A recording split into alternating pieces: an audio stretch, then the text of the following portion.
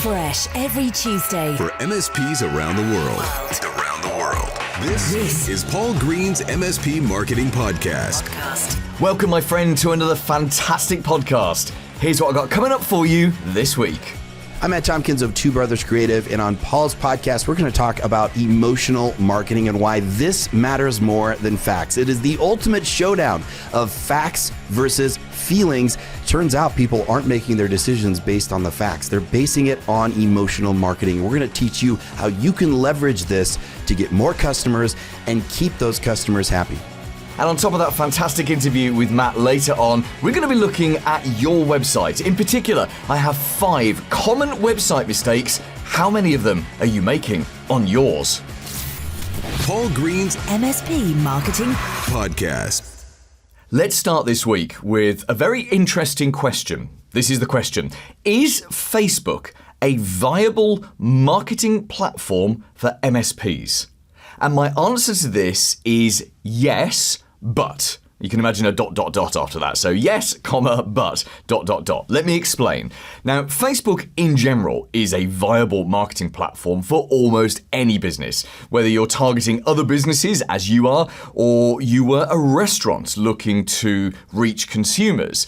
There are better platforms for each of those businesses, but Facebook is kind of like the everything platform. Facebook is one of those platforms that, and I'm going to put this in speech marks, that everyone is on. And I say this as my 13-year-old daughter has just joined Facebook with my permission and with my blessing. It was actually pretty much one of the only social platforms she wasn't already illegally on as a 12-year-old. He says, rolling his eyes. But you know, Instagram, Snapchat, all of that. Of course she went on those because all her friends did. Facebook, she didn't. Primarily because Facebook is seen by 13-year-olds as the old person's platform. Because I'm on it, right? No one wants to be on a platform their parents are on. But she has joined it because there are various groups she's a member of, you know, Facebook groups for drama things that she does. And she's discovered that of the 10 million Facebook groups out there, some of them are really things that she's interested in. And she's realized there are communities on Facebook that she wants to be part of, which is cool. And that's the beauty of Facebook. I think it has, as a product, it has transcended almost all generations. You know, I talk to my elderly relatives on Facebook. I now have messages from and interactions with my 13-year-old on Facebook. A lot of my other friends are on Facebook. In fact, it's become the place where I have my friends, I have my clients, you know, I'm connected to all sorts of people on Facebook. And I realize that not everyone uses Facebook, but it is, I would say, if there was one universal platform, it would be Facebook. Whatever your views of it, whether you love it or hate it, you kind of have to look at it as what's the average person doing with this platform. Compared to something like Instagram, which does tend to skew a little bit younger and tends to skew a bit more female. Compared with something like Snapchat, that's for the kids, isn't it? Compared with LinkedIn, which is very much a B2B platform and is not really used by consumers. And certainly compared to something like TikTok. So TikTok is huge, and TikTok is increasingly being used for search and being used for news and being used for entertainment, but again, skewing young. And you may be in your 40s and getting down on TikTok, man. How old do I sound saying that? But that's not the universal thing. You know, that's not a universal. You don't get 70-year-olds on TikTok getting down to those videos. That's just not the platform for them. So that's the power to me of Facebook. It is the universal social media tool. And that's why it could be a viable platform for you. Now, I say could, and we go back to what I said at the beginning where I said, yes, it's a viable platform, ... but, ... The but is that there are other platforms that are more powerful to you than Facebook.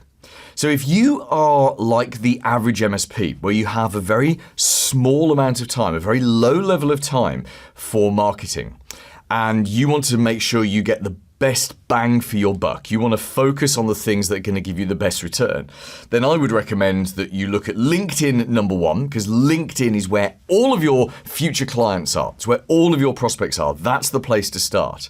The second place I would recommend you look is your email database. So building up email addresses, you can actually do this from LinkedIn. You can build connections on LinkedIn and then get their email addresses and put them into your CRM, your customer relationship manager, your MailChimp or your MailerLite, whatever you're using.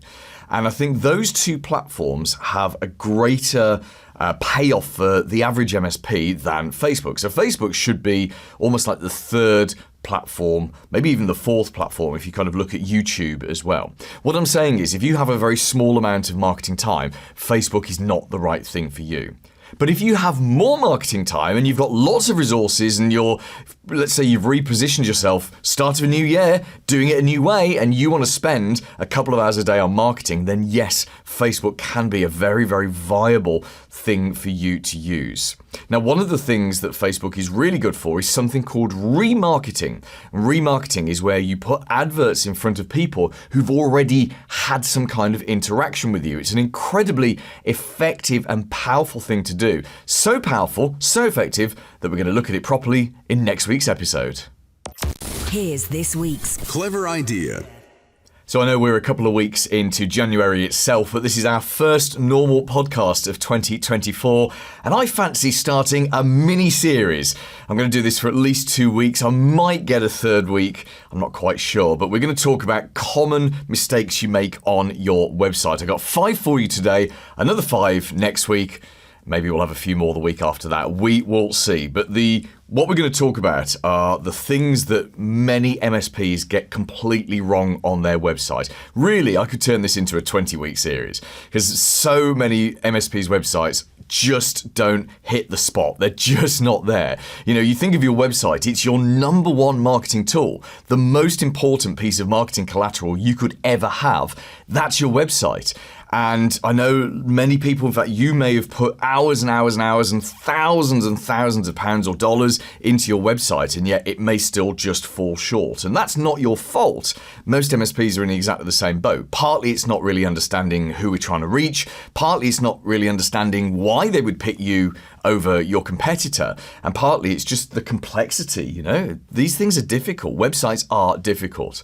So let's run through 5 common mistakes today. And the first of them is having a website which looks and feels exactly the same as your competitors. And that may have come out of the fact that you use the same kind of web firms, or you're just pulling the same kind of template out of WordPress, or you're just kind of looking at your competitors, and sometimes when you don't know what to do, it feels easy to copy or be inspired by what other people are doing. The problem with this, and by the way, this isn't just a design thing, this is a feeling thing, where your website seems to be the same as your competitors. There's nothing about it that makes it stand out. The big problem with this is when the average business owner or manager, that ordinary decision maker that you want to reach, when they are ready to think about switching MSP and they go and Google IT support your town or whatever they Google, and they click on 5 websites, your website and 4 of your competitors. If all of those websites look exactly the same and feel exactly the same, then it's very hard for them to know who to speak to. If they all of them have a weak headline and a stock image of unreal looking people, or computers or cables, and then boxes of services and a little bit of blurb about your business, but not very much about their business. If they're all that kind of the same, and that's what we mean by the samey, that's what we mean by the same. They can all have different designs, but essentially come across the same. We're actually making it harder and harder and harder for that ordinary decision maker to pick someone. How do they pick someone when everyone seems to be the same? The goal for you is to be what we in marketing call the purple cow. Now, this is actually a book by an author called Seth Godin. It came out, I think, in like the mid to late 90s, and it's very much about standing out. If you imagine a field full of cows, they're all black and white, apart from one of them, the purple cow. Which cow is going to stand out? Well, obviously, it's going to be the purple one because it's unusual. So you want your website and your marketing to be the purple cow. You want it to stand out ahead of the crowd, out of the herd, as it were. It's quite a short read, by the way. Seth Godin, Godin. It's probably on Audible, but it's definitely on Amazon or at a bookshop. Go and look up Purple Cow. So that's the first one, is feeling the same as your competitors.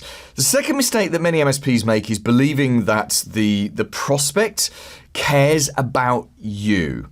Now, there is a point at which they care about you, but it's quite late on in the buying journey. At the point that they are going to look at your website, so they're doing some Google, or a friend has said, oh, you should talk to my IT people, or however they get to your website. At this stage, they don't care about you. They only care about you in terms of what you can do for them. That's the thing that they care most about. Now, there does come a point, as I say, down the sales journey, it's when they're nearly ready to pick you and they're nearly ready to say, you are the ones that I want to go for. That's the point at which they start to care about you and they start to say, right, is this a solid business? Who's leading this? Who are the people I'm going to be dealing with? What's the culture? What are the values? We all pick suppliers that match up to us. Well, we attempt to, don't we? And certainly something like an MSP, I mean, that's a massive thing. They know that they are picking you for a number of years.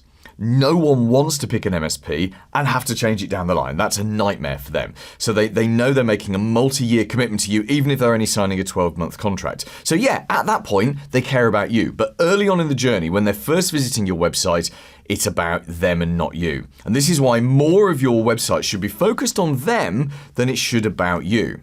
Now, I know you know on your website you should have your homepage and your About Us page. And if you've listened to this podcast for a while, you'll have heard me say that the homepages and the About Us pages are the two most important pages on the website. But here's the thing. That About Us page is not really about us, about you. It should be about the customer. You can write an About Us page so that it attracts and appeals to the people that you are trying to talk to. So rather than just talking about your history and what you do and your team, you talk about how a number of local businesses benefit from the team. You can talk about how this amount of history means that we understand how to strategize IT for people, etc., etc. So you're always writing it from the point of view, or if anything on your website is written from the point of view of the one person who's reading it right now.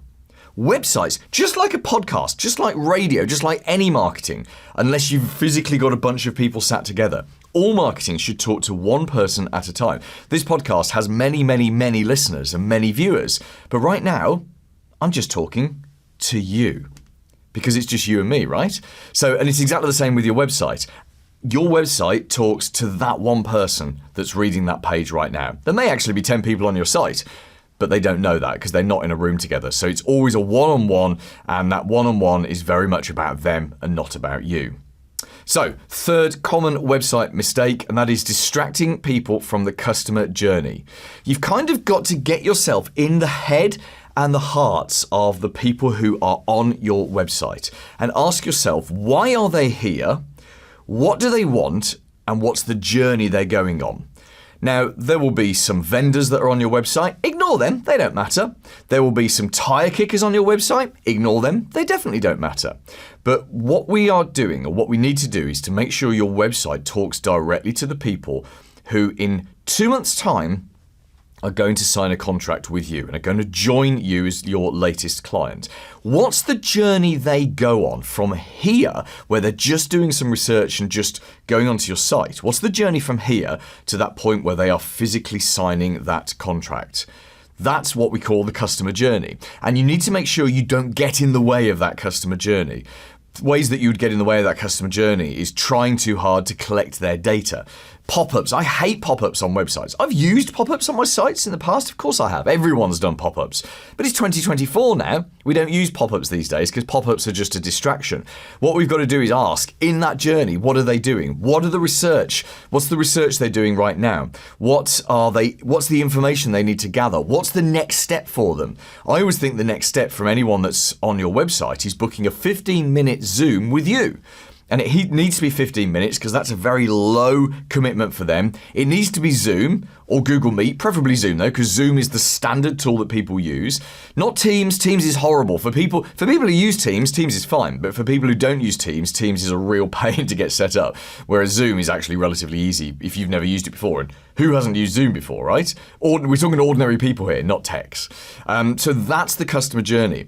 And this is why your website has got to have an utter focus on the next step. The next step, that book a 15-minute call with me. Here's my live calendar. Book it in when you're free and when I'm free. And you've got to keep your whole website focused on that next step, because that next step is the next step in their journey. That leads on to mistake number 4, which is directly related to this, which is not answering their questions. Of course they're going to have questions. They're going to have some questions about you, but those are down the line questions, remember? The questions they've got right now are, should we do this in our business? Is this safe in our business? We weren't happy with our last people because of XYZ. How do you overcome those things? Which could be as simple as, we weren't happy with the level of support we got with them, or we weren't happy with how long it took to answer the phone, or we weren't happy with how they looked after us. How would you do that differently? You've got to make sure your website answers their questions. And the easiest way to do that is to have an FAQ section, a frequently asked questions section, and or you take the they ask, you answer approach. So they ask, you answer. In fact, we did an amazing interview with Sheridan, the author of that book, They Ask, You Answer. We did that about a year ago. If you go back to, I think off the top of my head, it's something like episode 168 of the podcast, but it was January 2023. And They Ask, You Answer is an amazing book about your content marketing, but especially your website, where you anticipate the things that people ask you based on hearing the same questions again and again and again during sales meetings, and you answer those questions in your marketing, on your website, in your emails, and in your pre-sales literature and videos. And go and read or listen to They Ask, You Answer to get the lowdown on that. And then we have the 5th most common mistake, which is not connecting one human to another human. People buy from people. And if you forget that and you consider that they are buying from a brand, they're buying from your MSP's brand name, which they're not, by the way. You could be the biggest MSP on the planet, and unless you're literally a household name like Microsoft, they're not buying from your brand, they're buying from people. They're buying from you, or they're buying from whoever's on the website, who's the face of the business, which may be you, or they're buying from the salesperson that sits in front of them. And they really do buy from that person. We, as humans, we think that we're making logical brain decisions based on facts and evidence, but we're not. We really aren't. Even something as important and big as buying MSP services, we are doing it with our hearts and we're justifying it with our head. And that's why you've got to make sure that your website, and in fact all of your marketing, is so full of emotions and connection and your heart connecting to their heart and building trust with them and showing that you are a likable character that they can trust. All of this is so important, and it's the thing that makes the difference between a website that generates leads and a website that just simply doesn't generate leads. But listen, I have 5 more common mistakes for you that you may be making on your website, and I'll bring those to you in next week's episode. Paul's blatant plug. One of the most powerful ways to learn anything is to use the world's favorite video platform. What's that called? Yeah, of course, it's called YouTube, and there's so much great stuff on YouTube. There's a lot of crap as well, but there's a lot of very, very good stuff on YouTube. And we have recently completely changed our YouTube strategy.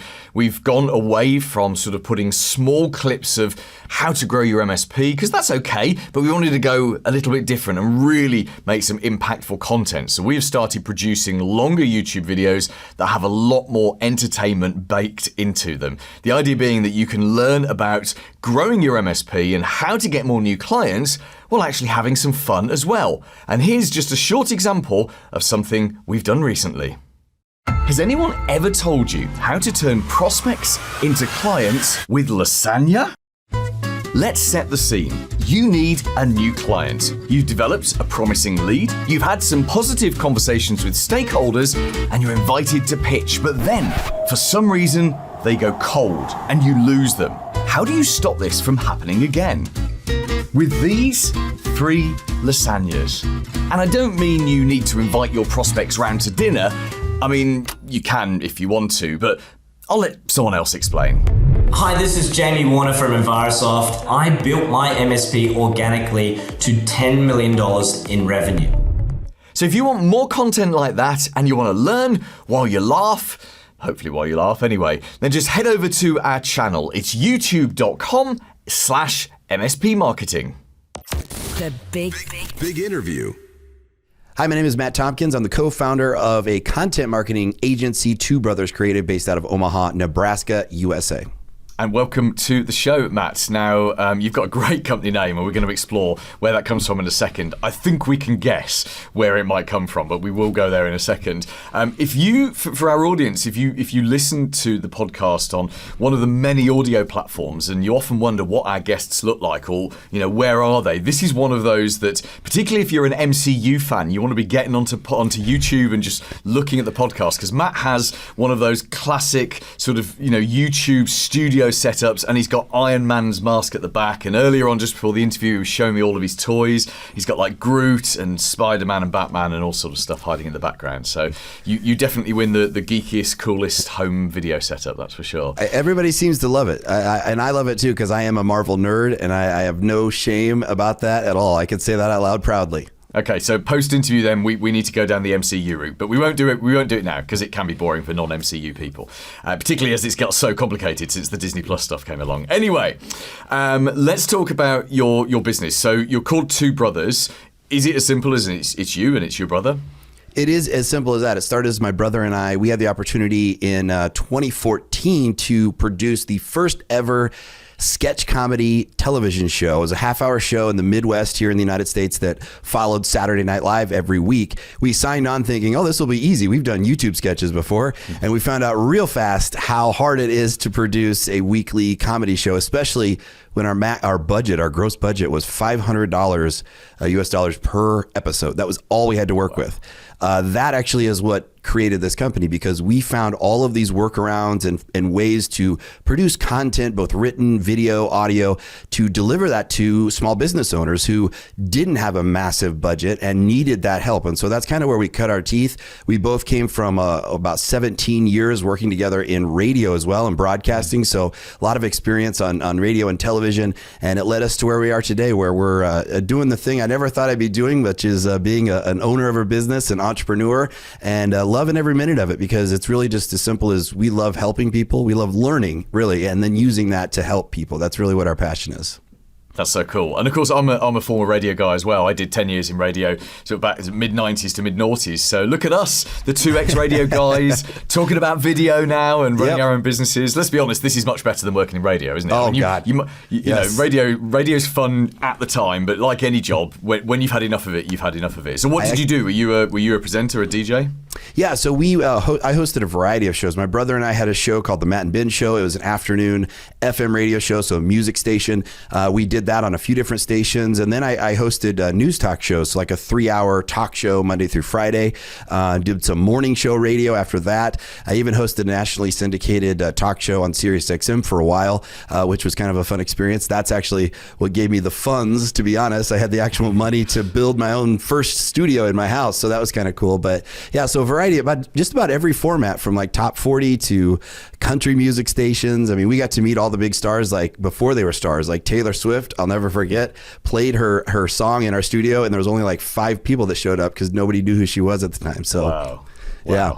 That's an insane story, that is. That's the kind of story you can dine out on for the rest of your life, isn't it? Something like that. And I do. Yes. No, I'm sure you do. You got that celebrity drop in just as quickly as you possibly could. So we're talking about videos, and we will come on to talk about exactly what you guys do and how you can help MSPs with the videos. But the content, the subject I really want to drill in to is emotions and putting emotional content out there. Now, the reason I think this is of great interest is I know, because I talk to lots of MSPs all the time. I'll talk to 5 or 10 different MSPs a week. I've got Facebook groups, LinkedIn. I'm constantly talking to MSPs because it's how you have to keep in touch with what people are asking and talking about, right?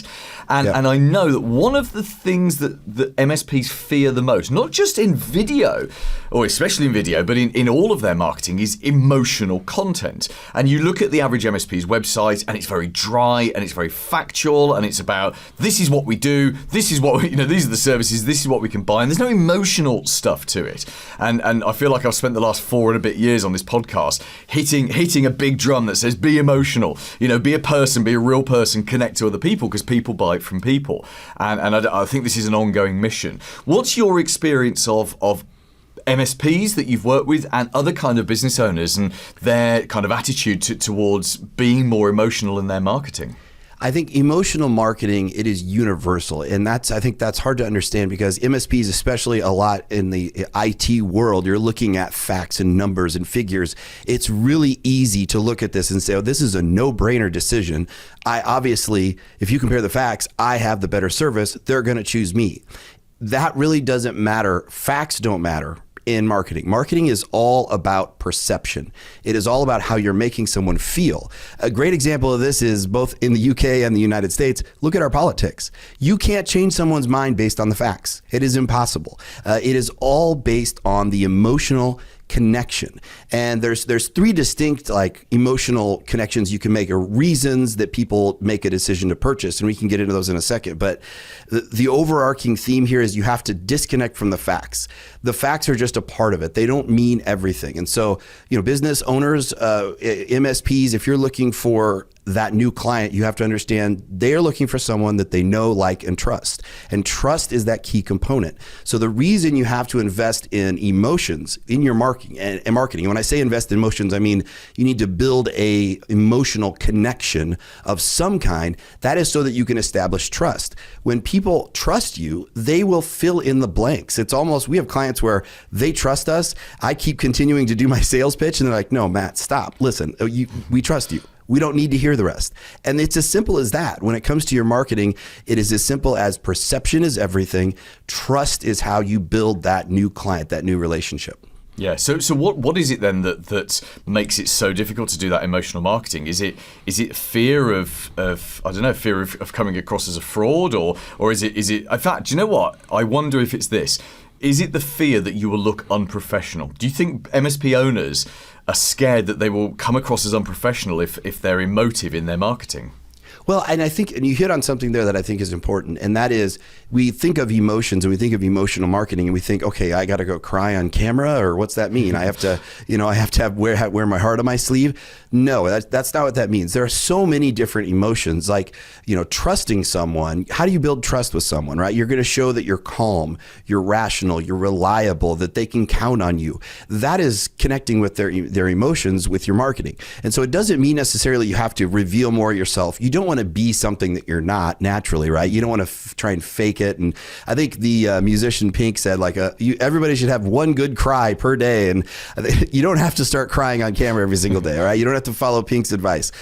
Be yourself. But an easy way to frame this is, and this is a hard thing to swallow for myself, for any business owner, for any MSP, is people don't care about your business. They care about what your business can do for them. So think about your ideal customer and what is it that drives them? What is it that moves them, that really impacts their life with what they're doing as your customer? Focus on that emotional side of it. So how can you bring out the emotion of they're looking for someone that they can trust and rely on? So how can you convey that to them? How can you show that you are the person behind the company that they can invest in? That's the type of emotions you want to focus on. So I think that we initially think it's all about just revealing more of our own emotions. It's really figuring out what are the emotions of your ideal customer. Focus on that, and then present yourself in a way that's going to build on that emotional connection. Yeah, that makes sense. And in a second, I'm going to ask you some practical, practical actions that we can take to actually implement that. As you were talking there, it occurred to me that this is kind of like dating, isn't it? Oh, God, yes. And I've been single for a horrendously long time, not because I'm a nutter or anything like that. It's just sort of circumstance of my life. But recently met someone. She's nice. She seems to like me. I like her. But it's kind of like we've got our fourth date this week, so it's very slow, and it's like a getting to know you thing. In fact, as I'm talking about this, I'm thinking this is a future podcast subject. Relating the dating to the marketing. She may not be so happy about that, but maybe she'll never know. You're hitting on this is actually 100% true. So there are 3 stages of any relationship. It doesn't matter if it's a business relationship with a client, or a personal relationship with somebody. And this is really important. So I'm glad you brought this up, because your analogy of dating is perfect for this. For any MSP listening, first you're going to get their attention. So think of it as, let's say say you're walking down the beach and this new friend that you've met that you're dating, she saw you. She saw, obviously, I'm sure you have like a 6-pack abs and everything. So she saw you. She said, look at this good looking guy here walking on the beach, right? You got her attention. Then you want to inform them that you're something more. All right. So you want to show that you're something more. So you want to show, okay, you're a dad. You're a great father. You care about family. It's a priority to you. You know, maybe you're really smart. You have a degree. You've done this. You've done that. You donate to these causes. You're passionate about this. And they say, this isn't more than this is someone who's more than just this good looking thing I saw that got my attention. There is something more. And then there's the commitment, which is the final stage. And sometimes people can jump right in. They can run to Las Vegas, Nevada, and get married like that night. And they jump from like meeting someone to getting married. But most people, it's an evolution. And so that enlightenment phase, which is that second phase, that is important. And that's where all this marketing comes in. So you've gotten their attention through a piece of content or your marketing that you put out there. Now, how are you going to back that up? How are you going to enlighten them? Is it through nurture email campaigns that you send out? Is it informational content and blog articles that you're posting on your website? You know, is it content you're sharing on social media? How are you going to enlighten them to get them to that commitment phase? So that's your analogy you brought up is perfect for marketing because it's just as accurate, just as true in marketing as it is with a personal relationship.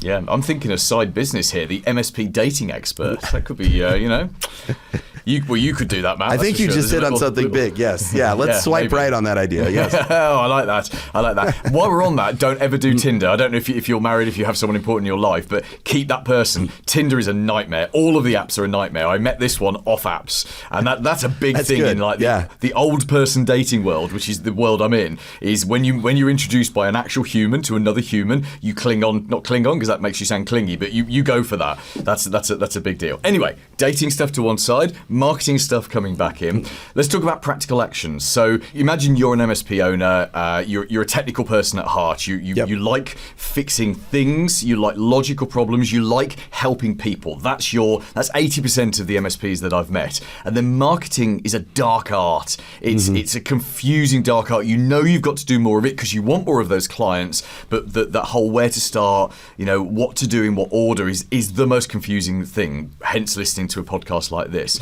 So if you were in that situation, or if you were advising someone in that situation in the context of emotional marketing, what kind of things could they do to get started?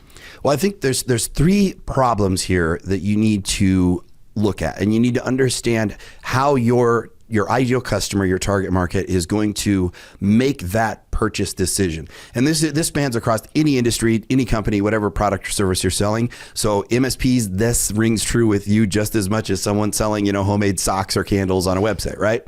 So the 3 problems there are an external problem, an internal problem, and a philosophical problem. So the external problem is, let's use a car analogy, all right? So I need to buy a car because I need to get from point A to point B. I need a vehicle, right? That's the external problem. So for an MSP, it's a service you're providing. It solves this problem for you.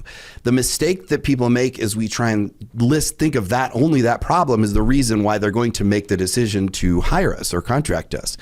The second problem is how they actually make the decision, and that is the internal problem. Okay, so the internal problem is, yes, I need a vehicle, but I want a vehicle that shows my neighbor Todd up, because Todd, he has this brand new nice hybrid. I'm going to get myself a Tesla, and I'm really going to show off my status and feel good about myself and feel proud. So the internal problem is what is motivating them emotionally. So the external problem is kind of the fact-based problem that you're solving. The internal problem is the emotional problem that you're solving. And then the philosophical problem is feeling as if you belong to something bigger than you. So by buying that Tesla, I am saving my carbon emissions. I'm not contributing to polluting the environment. So I feel like I'm contributing something positive to something bigger than myself. So if you hit all 3 of those, if you can solve all 3 of those problems, you have hit a grand slam, you have hit a home run, you are going to land that ideal customer. If you only focus on the external problem, if you only focus on just that one problem you're solving, you're really going to struggle to land those new clients, because 99% of people don't base a purchase decision off of just that external problem. Most people base the decision on the internal problem, which is, why should I make this for me? Like, how does this make my life better? How does this move myself forward or drive me where I'm wanting to go? And then that philosophical. So try and hit all 3, but if you're focusing your efforts on on one problem in particular, really focus on the internal problem versus that external problem. Yeah, I love that and completely agree with you on that. Okay, final kind of subject, which let's bring video into this. So is video the main thing that you guys do now? Yeah, so we started in the world of audio with radio. When we did the television show, we cut our teeth and learned really quick about video production.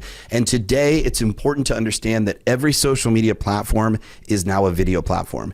And every platform from Google to YouTube to Facebook, Instagram, TikTok, they are all rewarding video content the highest above all other forms of content that you put out there. So some things to consider, like let's say you write some content for your website. Well, do a video version of that and put it on the same page or the same blog. It is going to help. Oftentimes what we see with clients, we'll apply the same. We do organic SEO and things like search engine optimization for clients to help them rank higher. What we see is we could do a written blog, but if we do a video version of that blog, it's going to show up faster because there are a lot of people, a lot of business owners that just aren't thinking in this mindset that really rings true today more than ever. And that is everything needs to be in video. I mean, I think it's about 75% or customers are 75% more likely to make a purchase if there's a video that accompanies that product. They're more likely to watch a video than they are to read a bunch of copy. And so I think the important thing for any MSP listening now is that everything needs to include video. Video needs to be incorporated in your marketing efforts. Even if it's you behind the scenes, it doesn't have to be as nice as either of our sets that we have here behind us here today. Even if it's just you on your phone using, the world's most powerful device today to just capture that content and connect with people, because that is how people are consuming content today, in video. So I believe it's a standard requirement now, and kudos to you for investing in the video side of podcasting, because a lot of people, you say, hey, I listen to a podcast, they don't even think audio. They think that's a video on YouTube. That's what they think it is. So you want to be sure that you're putting your content out there in your marketing efforts in the different formats people are actually consuming and people actually prefer. Yeah. Yeah, no, that makes perfect sense. And actually, I mean, this podcast is a great example of how you don't need to be super professional early on. When this started, it was literally me with a microphone at my desk, audio only. And then when we went down the video, it was just me using my webcam. And then I got an old digital SLR. And what if you're watching this on YouTube now, I've got this lovely virtual studio behind me, and we've got a green screen set up, and all of that's only happened in the last few months. And yet this podcast is 4+ years old. So yeah, I agree. You don't have to, and MSPs especially like to think, right, video, kit, I'm going to go and get kit because MSPs are good at kit.